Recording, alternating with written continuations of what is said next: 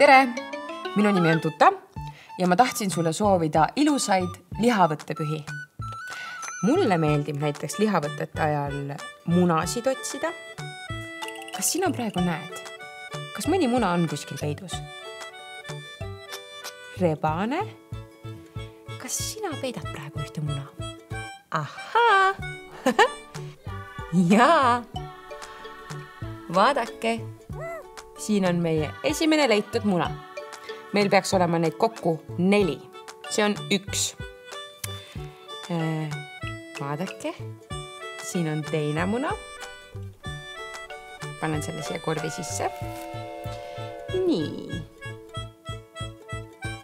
Vaadake, siin lillede vahel on veel üks muna. 3. muna. Rebane. Kas sina näed mõnda muna? Ongi. Ja siin on ka üks muna. Nüüd ongi meil neid kokku 4. Meie rebasega hakkame nüüd mune värvima, aga teile me soovime rõõmsaid pühi. Tada!